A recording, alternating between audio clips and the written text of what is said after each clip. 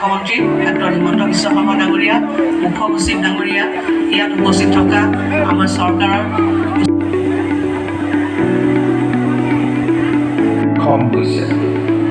মাননীয় প্ৰধানমন্ত্ৰী নৰেন্দ্ৰ মোদী ডাঙৰীয়াৰ দূৰদৰ্শন আৰু ভাৰতত জনধন একাউণ্ট অসম চৰকাৰৰ ধৈৰ্যবাহী আঁচনি অৰুণোদয় ৩ আজি ৰাজ্যজুৰি এটা ডাঙৰ প্ৰগ্ৰাম আমাৰ কাৰণে লঞ্চ কৰিলে অসমৰ সন্মানীয় মুখ্যমন্ত্ৰী ডক্টৰ হিমন্ত বিশ্ব শৰ্মাদেৱে আগত আমি যেনেকৈ অৰুণোদয় 1.0 2.0 কৰিছিল এইবুলি 3.0 যিটো অৰুণোদয় ইয়াৰ ঘোষণা কৰা হ'ল ইয়াত বেছিকৈ আমি মানুহক যাতে বেনিফিচিয়াৰী পাব পৰা যায় তাৰ কাৰণে সামৰি লোৱা হৈছে আৰু এইটোৰ লগতে খাদ্য সুৰক্ষা আইনৰ অধীনত 20 লাখকে প্ৰায় 20 লাখকে নতুন বেনিফিচিয়াৰী যাতে আকৌ পাব পাৰে এইটোকে লগতে লঞ্চ কৰা হৈছে গতিকে মই ভাবোঁ এই 3.0 অৰুণোদয় যিটো আঁচনি আজি লঞ্চ কৰা হৈছে ইয়াৰ যোগেদি আমাৰ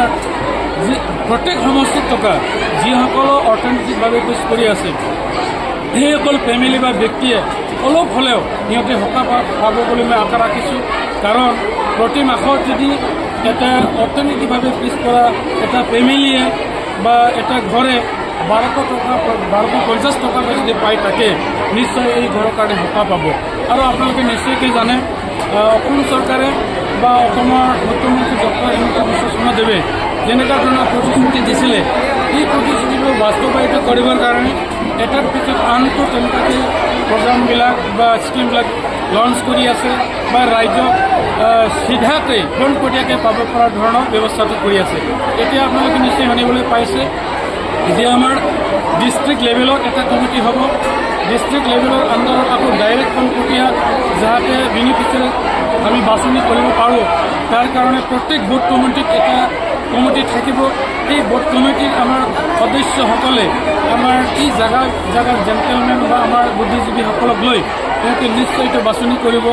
যিসকলে পাব পৰাৰ ইয়াত প্ৰাপ্য যোগ্যতা বা অধিকাৰ আছে বা আমাৰ গাইডলাইনৰ লগত মিলে সেইসকলে চবে যাতে বাদ পৰি নাযায় তাৰ কাৰণে বিহিত ব্যৱস্থা কৰা হৈছে আৰু আমি লক্ষ্য ৰাখিছোঁ যাতে যিসকল হিতাধিকাৰীয়ে পাবৰ কাৰণে যোগ্যতা আছে তেওঁলোকে যাতে বাদ পৰি নাযায়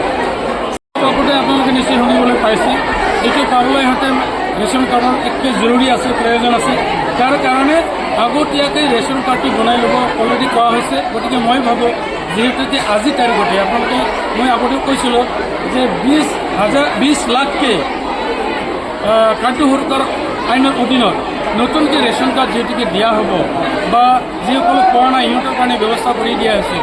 যাৰ নাই সিহঁতে ৰেচন কাৰ্ডটো বনাই লওক আৰু অতি সোনকালে অৰুণোদয় ফৰ্মটো লৈ পেলাই ফিল আপ কৰি সিহঁতে যাতে ছাবমিট কৰিব পাৰে তাৰ কাৰণে আমি জানুৱাৰীলৈকে এইটো মানে ব্যৱস্থা কৰি ৰাখি থৈছোঁ জানুৱাৰীৰ ভিতৰত যদি এইটো কৰা যায় জানুৱাৰীৰ ভিতৰতে টকাটো পাই যাব আৰু যিসকল হিতাধিকাৰীয়ে অলৰেডি পাই আছে এই হিতাধিকাৰীসকলেও নতুনকৈ ইয়াত ফৰ্ম ফিল আপ কৰিব লাগিব কাৰণ এইটো যদিও বা আমাৰ আগৰ আঁচনি আছিলে কিন্তু সম্পূৰ্ণকৈ নতুন আঁচনি হিচাপে এইটো লোৱা হৈছে তাৰ কাৰণে প্ৰত্যেকে নতুন পুৰণাৰ লগত কথা নাই যিসকলে পোৱাৰ কাৰণে যোগ্যতা আছে তেওঁলোকে এপ্লাই কৰিবই লাগিব